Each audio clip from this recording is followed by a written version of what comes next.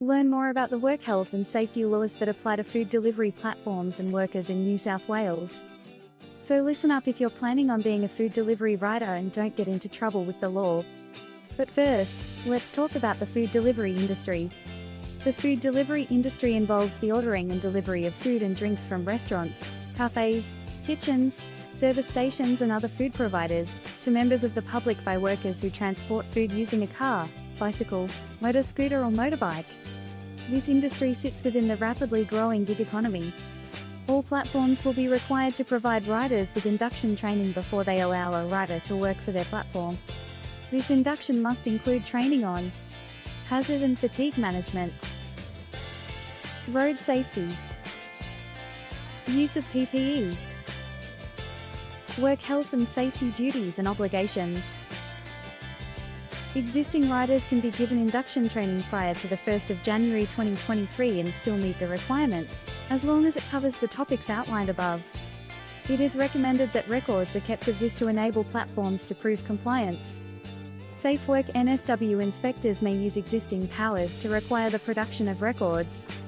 All platforms must provide each rider with a training record which verifies that the rider has successfully completed induction training.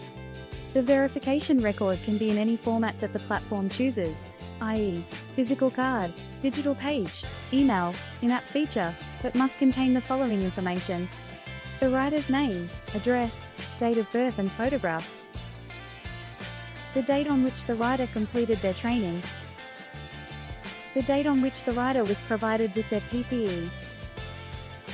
All riders will be legally required to make the training verification record issued available for inspection by an inspector or a police officer.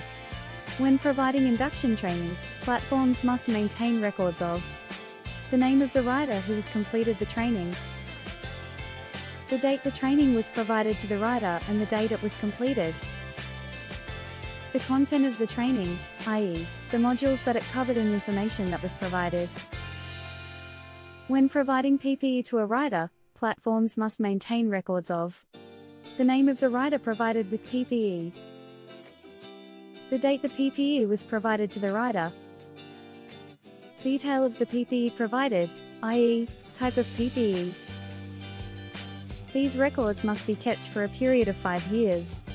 If Safe Work NSW makes a written request for a record, platforms must provide a copy within 5 days.